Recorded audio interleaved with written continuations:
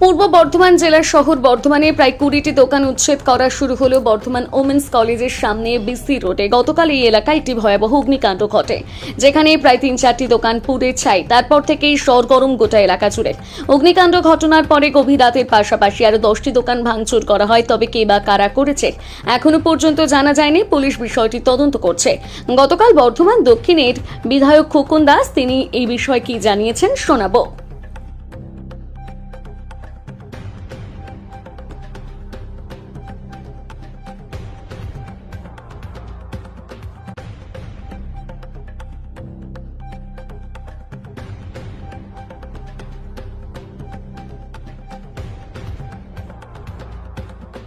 কালকে এখানেতে সামনে বেআইনি দোকান এখানে যেগুলো বসে থাকে, খাবারের দোকান, তারপরে পেট্রোল বিক্রির দোকান, গাড়ি মেরামতির দোকান, হঠাৎ দেখছি আমাদের কাছে খবর গেল দাওয়া দাওয়া করে আগুন জ্বলছে। আমরা শুনেছি যেটা যে ধূপ জ্বালাতে গিয়ে নাকি পেট্রোলে লেগে গেছে, সেইখান থেকে আগুন দাওয়া দাওয়া করে জ্বলেছে। এটা আমাদের শোনা কথা এখানে, আমরা জানি না বাস্তবটা কি, কিন্তু বিরাট আগুন লেগেছিল এখানেতে। দমকল এসেছিল দুটো গাড়ি এসে এখানে আগুন নিভিয়েছে। এদিকে আমরা বারবার অনুরোধ করেছিলাম যে আপনারা গ্যাস এখানে বিক্রি করবেন না, এখানে পেট্রোল বিক্রি করবেন না, খাবারের দোকানে গ্যাসের সিলিন্ডার এখানে ঠিকমতো রাখবেন না। বলা সত্ত্বেও কাকস্য পরিবেদনা, এরা কেউ কারো কথা শোনেনি। কিন্তু কালকে একটা বিপদ ঘটে গেছে, মানে আমাদের কথা শোনেনি, এখন ওপরওয়ালা কথা শুনতে বাধ্য হচ্ছে। এই এলাকাটা এমনিতেই আমাদের পরিষ্কার করতে হবে, কারণ বিসি রোড চওড়া হবে। বিসি রোডের কাজ শুরু হয়েছে অলরেডি, ইলেকট্রিকের পোল সরছে, চওড়া হবে। এমনিতেই কাজ শুরু হয়েছিল, দোকানগুলো উঠতো, আগে থেকে আমরা দোকানগুলো তুলে দেবো। আমরা আপাতত SBI যে ব্যাংকের যে মুখ, এই মুখ পর্যন্ত আমরা পুরোপুরি পরিষ্কার করব। তারপরে এটা পরিষ্কার হওয়ার পর এর পরেরটা পরবর্তী স্টেপে নেওয়া হবে। এখানে আগুন লেগে গিয়েছিল, সেই সব জায়গাগুলো পরিষ্কার করলাম। আর যে সমস্ত দোকানেগুলো আছে সেগুলো MLA সাহেব বললেন এখানে JCB আসছে, এতে ওই সমস্ত মাল ভেঙে আমরা তুলে নিয়ে চলে যাবো। এর আগে তো রাতের বেলায় কিছু দোকান ভেঙে দেওয়া হয়েছে, শুনেছি কিছু, আমরা জানি না। আমরা রাত্রি 11টা পর্যন্ত ছিলাম, তখনও পর্যন্ত কিছু হয়নি।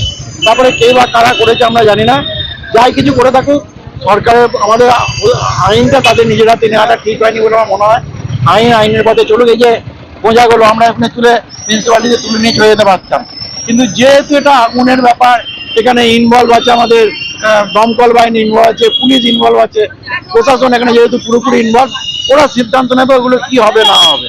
সেই জন্য আমরা ওগুলো হাত দিই, কিন্তু রাস্তাটা পরিষ্কার করে মালগুলোকে ভেতর দিকে ঢুকিয়ে দিই। উল্টি ফেলে দিয়েছে, এই করে রাখি, রুটি করে আনি, অর্ডার করে আনি, আমি করে কমে খাই। আমি ভাড়া বাড়ি থাকি। এইটাই আমার রুটির দোকান। 30টা বছর ধরে বিধবা হয়ে এখানে দোকান করে চা বিস্কুট করে খাওয়া হচ্ছে। 30 বছর ধরে, একদিন দুদিন না। তুমি একবার দেখলে কি করে খাবো? আমার পার দেখি দাও, আমাকে একটা কিছু করে দাও, কেন ওর সাহারাই আমি বেঁচে আছি। আমি কোথায় যাবো? আমার পার দেখি দাও, আমি তো মরে যাবো। আমি কোথায় পাবো খাওয়া পড়া ওষুধ পত্র? আমার সব চাই।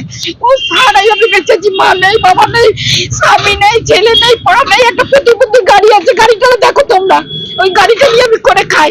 খালি একমাত্র দিদি সাহারাই। গোপাল থেকে নিয়ে গেছে, দুটো গোপাল আছে আমার। আর এই দোকান টোকান আমার বুড়িমা, ভিকারিমা, নাগারি দিয়ে যেখান থেকে আসে বাবা, সব আমাকে বছর বয়স, তখন বাবা মারা গেছে। এখানে নিয়ে আমি কেউ নিয়ে ওই গাড়িটুকু নিয়ে ঘুরে বেড়াই। আর এই দিদির কাছে, সাহারা দিদির কাছে আসি। আমি একজন প্রতিবন্ধী করে খাচ্ছি।